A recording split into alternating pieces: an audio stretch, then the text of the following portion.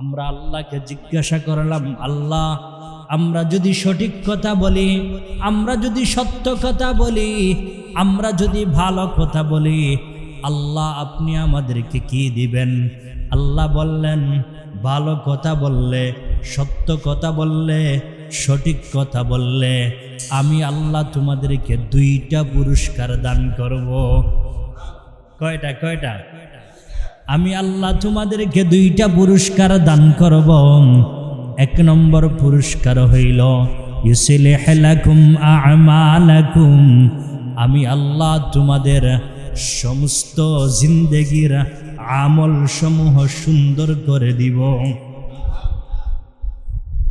2 নম্বর আরেকটা পুরস্কার দান করব, সেটা হইল ওয়াগফির লাকুম যুনুবাকুম, আমি আল্লাহ তোমাদের জিন্দেগির সমস্ত গুনাহকে মাফ করে দিব।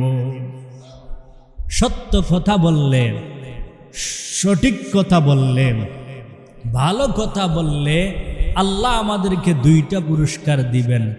1, জিন্দেগির আমল নামাকে, আমল সমূহকে আল্লাহ সুন্দর করে দিবেন, আর আল্লাহ আমাদের জীবনের সমস্ত গুনাহকে মাফ করে দিবেন। বুখারী শরীফের হাদিসে আসছে, বুখারী শরীফের 6018 নম্বর হাদিস। عن أبي هريرة رضي الله تعالى عنه قال قال رسول الله صلى الله عليه وسلم من كان يؤمن بالله واليوم الآخر فلا يؤذي جاره ومن كان يؤمن بالله واليوم الآخر فليكرم ضيفه ومن كان يؤمن بالله واليوم الآخر فليقل خيرا أو ليصمت।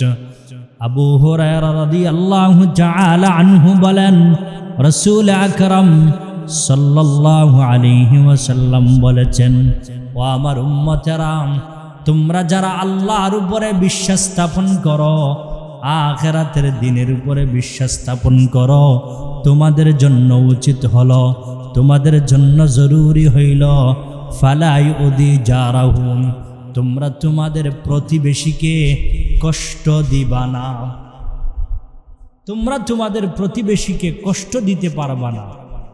ওয়ামান কানা ইউমিনু বিল্লাহি ওয়াল ইয়াউমিল আখির ফালইউকরিম দায়ফাহুম, তোমরা যারা আল্লাহর উপরে বিশ্বাস স্থাপন করো, আখিরাতের দিনের উপরে বিশ্বাস স্থাপন করো, তোমাদের জন্য জরুরি হইল তোমাদের বাড়িতে যখন, তোমাদের ঘরে যখন, তোমাদের বাসায় যখন মেহমান আসবে, তখন তোমরা মেহমানের মেহমানদারি করবা।